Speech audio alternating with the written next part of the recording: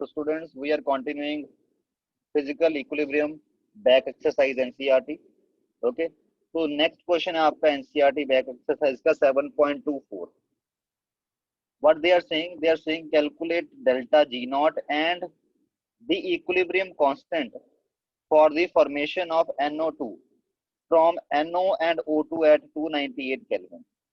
NO और O2 से जो NO2 बन रहा है, इस इक्विलिब्रियम रिएक्शन की बात कर रहे हैं. तो इस इक्विलिब्रियम रिएक्शन के लिए सबसे पहले ये निकालना है कि डेल्टा जी नॉट की वैल्यू कितनी है. ओके. और साथ में आपने ये भी निकालना है कि इक्विलिब्रियम कांस्टेंट केसी की वैल्यू कितनी है. ओके. ये सब आपने करना. ओके. तो आपके पास जी नॉट की value, standard G nought values दे रखी हैं किस किस की, प्रोडक्ट की और रिएक्टेंट की. फिर तो निकल ही जाएगा G nought for the reaction. G nought for the reaction will be equal to G nought of products minus G nought of reactants.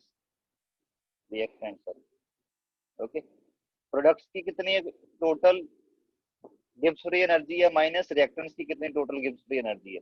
Okay. Products की टोटल कितनी गिब्स फ्री एनर्जी, प्रोडक्ट क्या है NO2, उसकी Gibbs free energy कितनी है 52 kilo joule per मोल, minus reactant की कितनी है, रिएक्टेंट दो है ना, NO and half O2.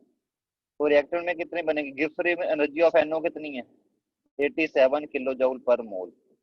Okay. और Gibbs free energy of O2 कितनी है प्लस हाफ, जितनी भी Gibbs free of energy of O2 है उसको लिख दो, जीरो है. ऑक्सीजन हमने हाफ मोल लिया बट ऑक्सीजन की गिब्स फ्री एनर्जी ही जीरो है. ओके. तो इसलिए ये हाफ. तो आपके पास डेल्टा जी नॉट की वैल्यू कितनी आ गई इस रिएक्शन के लिए 52 minus 87, that is equal to, ये कितना बन जाएगा, this will equal to minus 35 kilo joule per mole. Okay. तो इस रिएक्शन के लिए गिब्स फ्री एनर्जी की वैल्यू कितनी है माइनस 35 किलो जूल. ओके. ये पहला पार्ट सॉल्व हो गया, डेल्टा जी नॉट. अब केसी भी निकालना है, इस इक्विलिब्रियम का इक्विलिब्रियम कांस्टेंट भी निकालना है. देखो इक्विलिब्रियम कांस्टेंट और डेल्टा जी के बीच में क्या रिलेशन होता है, याद आया.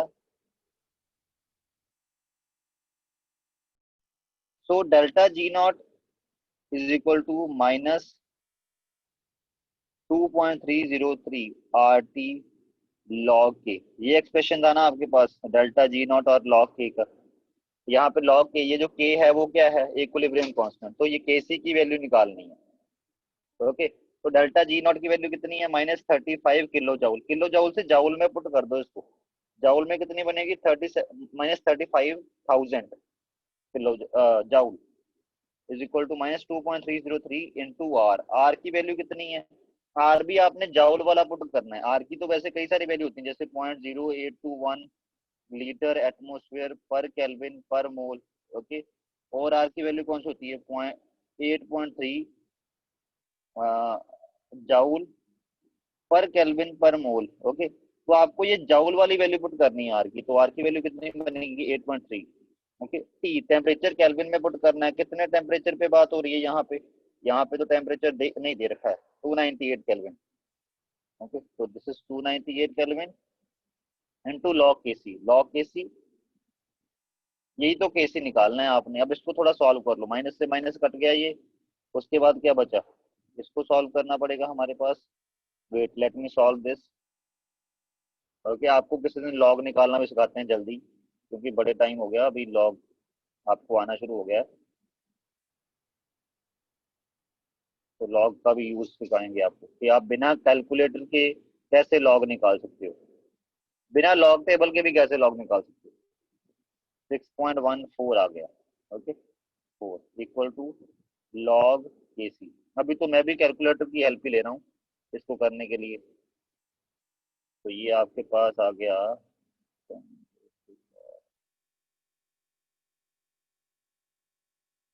This comes out to be, KC का आंसर आ जाएगा यहाँ से 1.39 इंटू 10⁻⁶. ओके. और केसी के कोई यूनिट तो होते नहीं. That's it. तो ये आपके पास केसी है फॉर दिस रिएक्शन. इस रिएक्शन के लिए केसी की वैल्यू भी आपके पास आ गई. ओके. तो ऐसे करना था ये क्वेश्चन, मतलब सिंपल ही था. इसमें आपको जस्ट फॉर्मूला अप्लाई करना है. और थर्मोडायनेमिक्स के अकॉर्डिंग आपको पता है Gibbs free energy of reaction, reaction के लिए जो गिब्स फ्री एनर्जी होगी that is equal two gives total gives free energy of product minus gives free energy of reactant. Okay चलो, तो ये आपके दोनों पार्ट सॉल्व हो गए, एक ये था और एक ये था। चलो नाउ नेक्स्ट क्वेश्चन। अब आगे वाले जो क्वेश्चन है वो ज्यादातर क्या बोलते हैं उसके ली चैटलर प्रिंसिपल के हैं। 7.26 क्वेश्चन है ये। Which of the following reaction will get affected by increasing the pressure. किस रिएक्शन के ऊपर इफेक्ट पड़ेगा प्रेशर इंक्रीज करने का। Also mention whether change will cause the reaction to go into forward और बैकवर्ड डायरेक्शन। ओके, अगर मान लो इनमें से ये जितने भी इक्विलिब्रियम रिएक्शन लिख रखे हैं इनको हम एक क्लोज्ड कंटेनर में करवाएं, अटेन करवाएं और इस कंटेनर का प्रेशर बढ़ाएं, ओके, तो क्या इफेक्ट पड़ेगा ये पूछ रहे हैं। किन किन कौन कौन से ऐसे इक्विलिब्रियम है इन सभी में से जिन पे पहली बात तो ये बताओ इफेक्ट पड़ेगा, ठीक, और बाद में बताएंगे कि क्या इफेक्ट पड़ेगा, कि वो फॉरवर्ड डायरेक्शन में जाएगा कि बैकवर्ड डायरेक्शन में जाएगा। पहले हमने ये ढूंढना है कि इनमें से कौन कौन से इक्विलिब्रियम है जिनके ऊपर इफेक्ट पड़ेगा। ओके, और आपको याद आया कि इफेक्ट कब पड़ता होता है, जब आपके पास अगर मान लो ये इक्विलिब्रियम है, if number of moles of reactant is not equal to number of moles of product, उस time pressure has effect on equilibrium.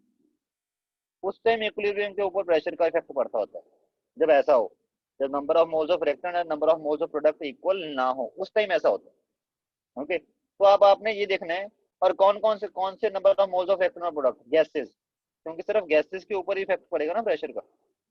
तो आपने गैसेस वाले रिएक्टेंट के नंबर ऑफ मोल्स और प्रोडक्ट वाले रिएक्टेंट प्रोडक्ट के नंबर ऑफ मोल्स देखने हैं गैसेस वाले। अगर तो ये नंबर इक्वल है फिर तो उसके ऊपर कोई प्रेशर का इफेक्ट नहीं आता। ओके क्लियर, मतलब इक्विलिब्रियम में कोई शिफ्टिंग वगैरह नहीं होती।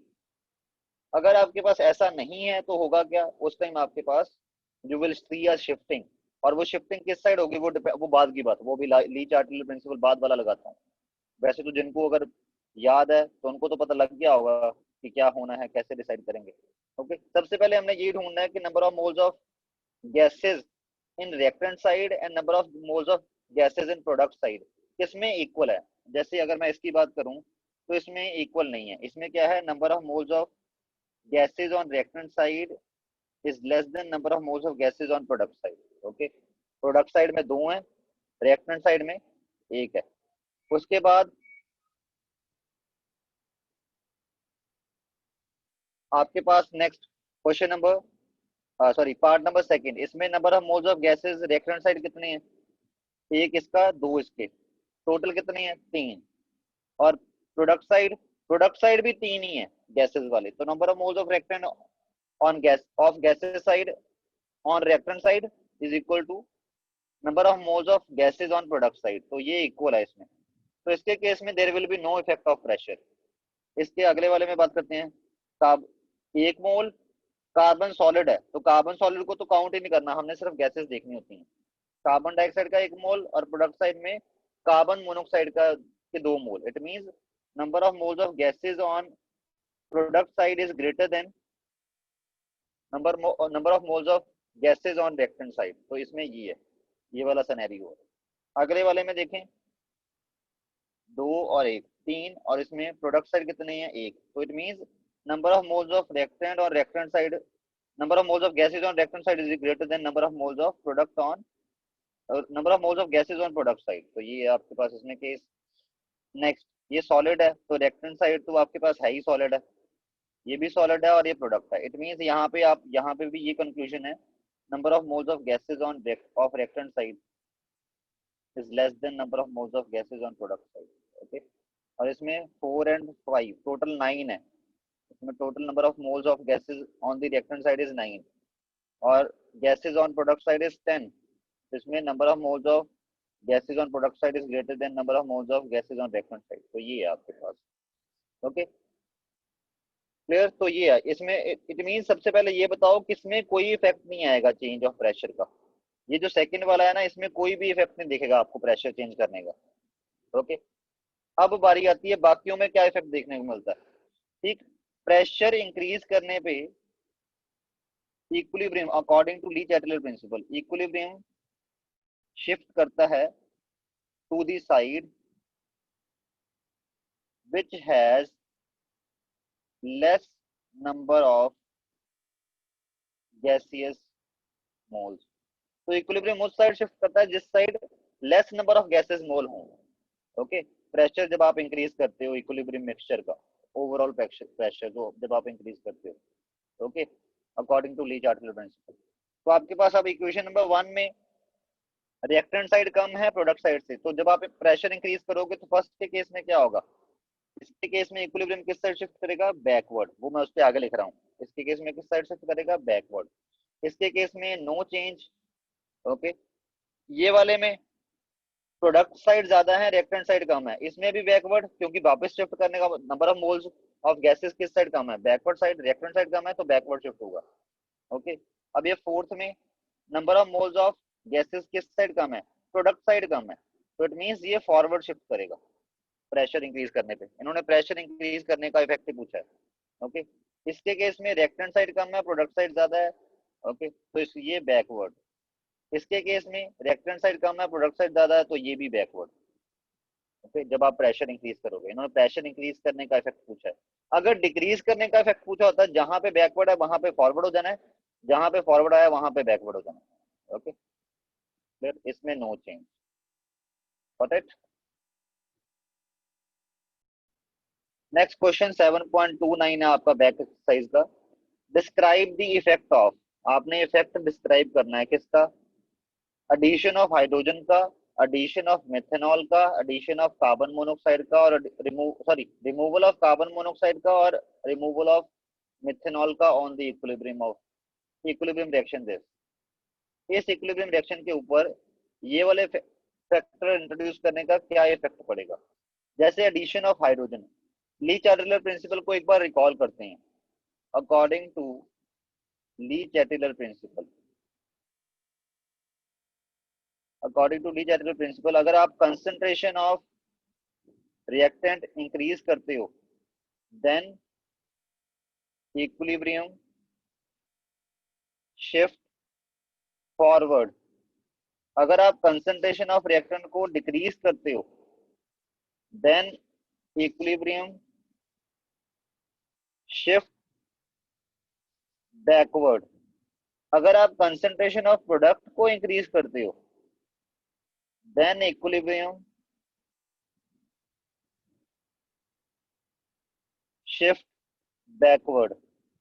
और अगर आप कंसंट्रेशन ऑफ प्रोडक्ट को डिक्रीज करते हो देन इक्विलिब्रियम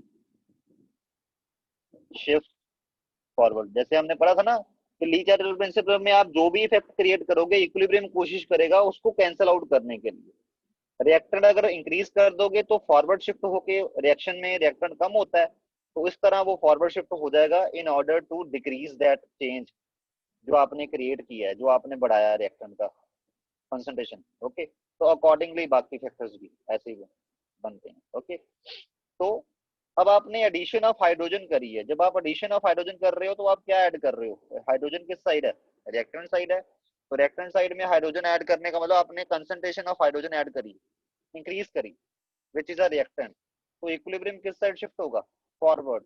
तो इसके केस में आंसर क्या है आपका, फॉरवर्ड। आपका ये वाला इक्विलिब्रियम किस साइड शिफ्ट करेगा, forward. Addition of methanol, methanol क्या है, प्रोडक्ट, प्रोडक्ट की कंसंट्रेशन इंक्रीज करने पे क्या होता है, इक्विलिब्रियम किस साइड शिफ्ट करता है, बैकवर्ड। तो इसमें आपका इक्विलिब्रियम किस साइड आएगा, backward. Removal of carbon monoxide, carbon monoxide क्या है आपके पास, रिएक्टेंट, तो अगर आप कार्बन मोनोऑक्साइड को रिमूव करोगे तो किस साइड शिफ्ट होगा, रिएक्टेंट की कंसंट्रेशन डिक्रीज करने पे इक्विलिब्रियम किस साइड शिफ्ट होता है, बैकवर्ड, तो इसमें किस साइड शिफ्ट होगा, बैकवर्ड। और रिमूवल ऑफ मिथेनॉल, मिथेनॉल को रिमूव करने पे, प्रोडक्ट को रिमूव करने पे, प्रोडक्ट की कंसंट्रेशन डिक्रीज करने पे इक्विलिब्रियम किस साइड शिफ्ट होता है, फॉरवर्ड। तो इट मींस इसमें आपका इक्विलिब्रियम किस साइड जाएगा, forward. Okay, okay, so that's it with your this question. Okay, तो ये आपका इस क्वेश्चन का आंसर है। नेक्स्ट क्वेश्चन, ये 7.22 क्वेश्चन है एनसीईआरटी का, थोड़ा बैकवर्ड ऑर्डर में चल पड़े अब हम, 7.29 तक हो गए ना, एक दो क्वेश्चन मैंने आज देखे, वो भी इंपॉर्टेंट थे, तो मैंने इसलिए एक्स्ट्रा ऐड किए हैं इस पीडीएफ में। 7.22 bromine monochloride BrCl decomposes into bromine and chlorine and reaches the equilibrium। Bromine chloride जो है वो आपके पास ऐसे डिकम्पोज होता है और एक इक्विलिब्रियम में आता है। For which the KC is given this 32, KC 32 है at 500 kelvin. If initially pure bromine chloride is present at concentration of 3.33 into 10 to the power minus 3 mole per liter, what is its molar concentration in mixture at equilibrium? तो equilibrium पे उसकी क्या concentration होगी। अब आपके पास reaction क्या होता है आपको पता होना चाहिए। रिएक्शन आपके पास ये वाला है ना, इस रिएक्शन की बात हो रही है। सभी गैसेज ही हैं तो इसमें लिए मैंने साथ में लिखा नहीं था, पर चलो लिख देते हैं।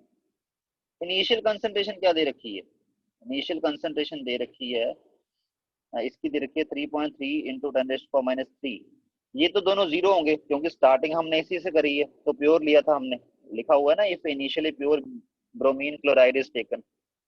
और फाइन इक्विलिब्रियम कंसंट्रेशन क्या होगी, इसके लिए इक्विलिब्रियम कांस्टेंट आपको दिख रहा है कितना है, Kc is greater then 1। Kc greater than 1 का मतलब क्या होता है कि इक्विलिब्रियम में आने से पहले रिएक्शन थोड़ा सा फॉरवर्ड शिफ्ट होगा। ओके क्लियर, तो रिएक्शन थोड़ा सा फॉरवर्ड शिफ्ट होगा, मतलब थोड़ा सा रिएक्टेंट रिएक्ट होकर प्रोडक्ट बनाएगा। हमें नहीं पता कितना रिएक्टेंट रिएक्ट होकर प्रोडक्ट बनाएगा, बट हमें इतना पता है कि इसके 2 मोल्स अगर रिएक्ट हो जाएं उसकी वजह से 1 मोल इसका बन जाता है और 1 मोल इसका बन जाता है, दोनों का 1 मोल बन जाता है अकॉर्डिंग टू स्टोइकियोमेट्री। तो अगर इसमें से एक्स अमाउंट कम हो जाए, इसकी X number of moles, X concentration कम हो जाए ब्रोमीन क्लोराइड की, तो Br2 कितना बनेगा, जितना भी कम होता है उससे हाफ बनता है ना अकॉर्डिंग टू स्टोइकियोमेट्री। अगर इसके 2 मोल कम होंगे तो इसका 1 और इसका 1 बनेगा, तो ऑब्वियस अगर इसके एक्स मोल्स कम होंगे तो इसका x/2 और इसका x/2 मोल बनेगा। ओके तो ये कंसंट्रेशन है एट इक्विलिब्रियम तीनों की। ओके और इक्विलिब्रियम कांस्टेंट की वैल्यू कितनी है 32, बस यही आपने यूज करनी थी। ठीक, तो इक्विलिब्रियम कांस्टेंट का एक्सप्रेशन क्या बनेगा इस इक्विलिब्रियम के लिए, क्या होता है concentration of product raise to power coefficient divided by concentration of reactant raise to power coefficient, जितने भी हैं। तो आपके पास कितने प्रोडक्ट हैं, concentration of bromine raised to power 1, concentration of chlorine raised to power 1 divided by concentration of bromine chloride raised to power 2, क्योंकि इसका coefficient 2 है। ओके तो आप सभी की वैल्यू पुट कर दो कंसंट्रेशन की। ब्रोमीन की कंसंट्रेशन कितनी है x/2, क्लोरीन की कंसंट्रेशन कितनी है, ये भी x/2 एट इक्विलिब्रियम। इसको x के लिए ही सॉल्व करना है तभी आपको इक्विलिब्रियम कंसंट्रेशन निकलेगी। और ब्रोमीन क्लोराइड की कंसंट्रेशन कितनी है 3.3 इंटू 10⁻³ माइनस x बाय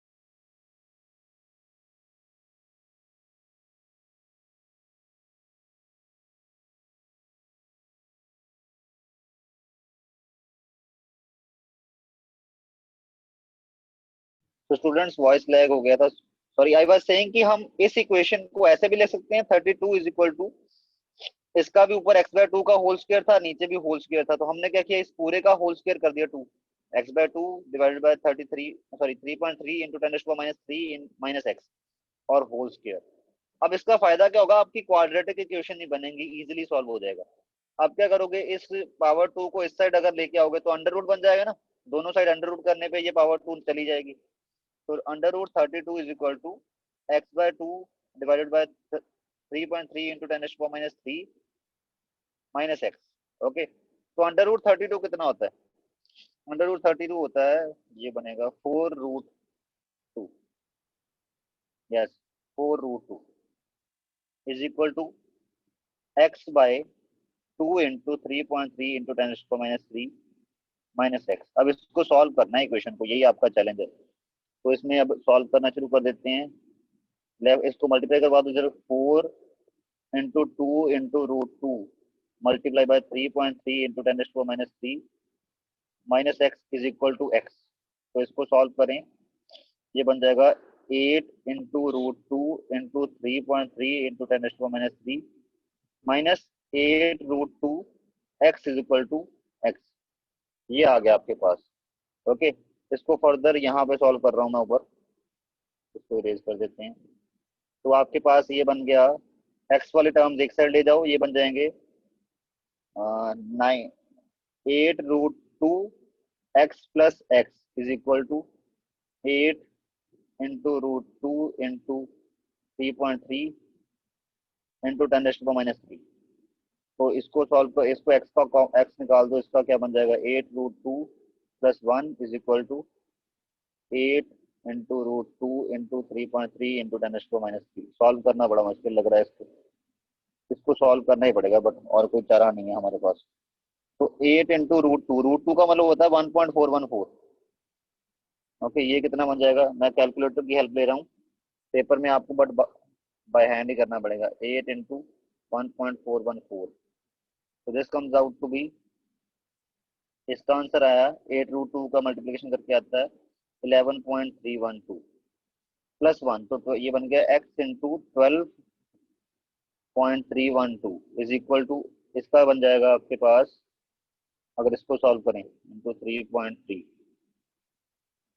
ये बन जाएगा आपके पास 37.32 इंटू 10⁻³ तो x का आंसर आपका क्या आ जाएगा 37.32 into 10⁻³ is equal divide by 12.312।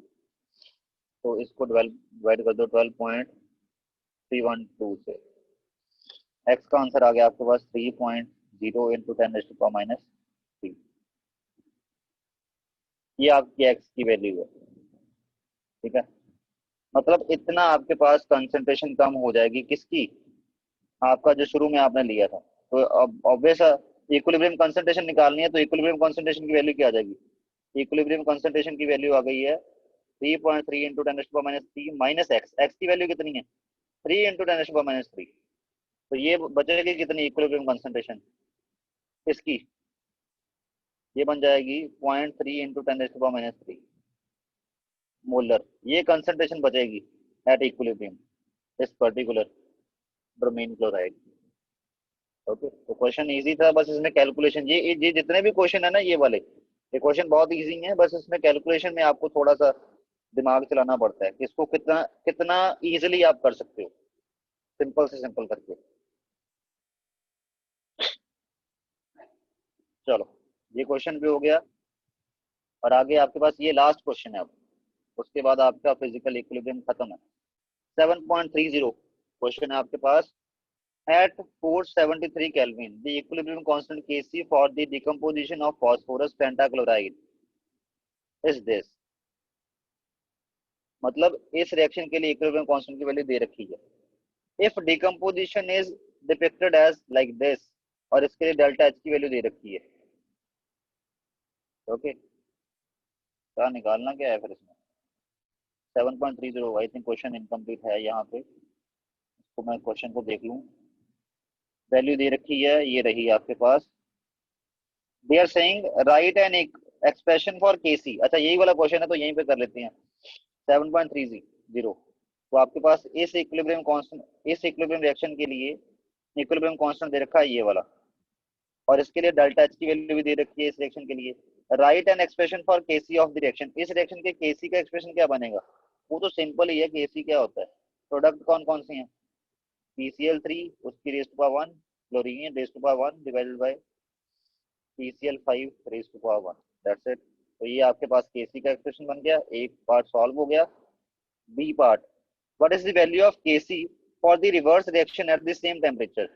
आपने रिवर्स रिएक्शन के लिए केसी की वैल्यू क्या होगी, रिवर्स रिएक्शन क्या बनेगा, इसका रिवर्स करो जरा, क्या बन जाएगा आपके पास, ये बन जाएगा PCl3 gases plus chlorine gases is in equilibrium with PCl5 gases. ठीक है, तो ये जो रिवर्स रिएक्शन है इसके लिए इक्विलिब्रियम कांस्टेंट क्या बनता है, हमने इक्विलिब्रियम कांस्टेंट के कैरेक्टरिस्टिक्स में पढ़ा हुआ है कि जो आपका ओरिजिनल इक्विलिब्रियम कांस्टेंट होता है उसका इनवर्स हो जाता है। ओरिजिनल इक्विलिब्रियम कांस्टेंट कितना है 8.3 इंटू 10⁻³ तो न्यू केसी की वैल्यू केसी डैश की वैल्यू क्या आएगी इसके लिए जो है इक्विलिब्रियम कांस्टेंट वो होगा 1/8.3 इंटू 10⁻³। That's it. ये आप इसको सॉल्व कर लो, you will get your KC value for the reverse reaction. C what would be the effect of KC if more PCl5 is added. अगर आप PCl5 बढ़ा दोगे तो क्या होगा, कंसंट्रेशन ऑफ रिएक्टेंट बढ़ाने पे क्या होता है, इक्विलिब्रियम विल शिफ्ट फॉरवर्ड। तो इसके केस में क्या होगा आपके पास, ये जो है ये फॉरवर्ड शिफ्ट कर जाएगा। प्रेशर इज इंक्रीज्ड, अगर आप प्रेशर बढ़ा दो मतलब ये जो पूरा इक्विलिब्रियम मिक्सचर होगा जिसमें ये वाले तीनों प्रेजेंट होंगे, उस मिक्सचर का अगर प्रेशर बढ़ा दिया जाए तो क्या होगा, प्रेशर बढ़ाने पे इक्विलिब्रियम उस साइड शिफ्ट करता है जिस side less number of gases mole हो। इस साइड एक नंबर ऑफ गैसेस मोल है, इस साइड दो नंबर ऑफ गैसेस मोल है, तो इक्विलिब्रियम विल शिफ्ट बैकवर्ड। तो इसमें आपके पास आंसर क्या बना, backward. Okay, the temperature is increase, अगर टेम्परेचर बढ़ा दिया जाए, टेम्परेचर बढ़ा दिया जाए वाला इफेक्ट हम कैसे स्टडी करते हैं कि रिएक्शन जो है वो किस साइड को एक्सोथर्मिक है किस साइड को एंडोथर्मिक है। फॉरवर्ड साइड को ये रिएक्शन, इसके लिए डेल्टा H पॉजिटिव है, मतलब फॉरवर्ड साइड को ये एंडोथर्मिक है। तो जब आप टेम्परेचर बढ़ाते हो तो इक्विलिब्रियम उस साइड शिफ्ट करता है जिस साइड जाने पे वो वाला टेम्परेचर बढ़ाने वाला जो हीट है वो हीट जो है वो इक्विलिब्रियम यूटिलाइज कर ले, बट टेम्परेचर ना बढ़ाए। यूटिलाइज कैसे करेगा, रिएक्शन में उसको यूज करके। तो फॉरवर्ड डायरेक्शन में ये रिएक्शन एंडोथर्मिक है, तो इट मींस ये रिएक्शन फॉरवर्ड शिफ्ट होके वो सारे का सारा जो आप टेम्परेचर इंक्रीज करके उसको हीट दे रहे हो वो सारी की सारी हीट रिएक्शन को फॉरवर्ड शिफ्ट करने में यूज कर लेगा, टेम्परेचर नहीं बढ़ने देगा। बट क्योंकि जो भी आप करवाओगे उसका ऑपोजिट ही चलना है उसमें, आप टेम्परेचर बढ़ाना चाह रहे हो वो घटाएगा। ठीक है, तो आपके पास टेम्परेचर कैसे ये टेम्परेचर बढ़ाने वाले इफेक्ट को कैंसिल करेगा, अपने आप को फॉरवर्ड शिफ्ट करके which is the endothermic side. तो इसमें भी आपके पास रिएक्शन जो है किस साइड शिफ्ट हो जाएगा, फॉरवर्ड साइड। तो ये था आपका 7.30 क्वेश्चन। ओके, इसके तीनों पार्ट हमने सॉल्व कर लिए and that's it for today.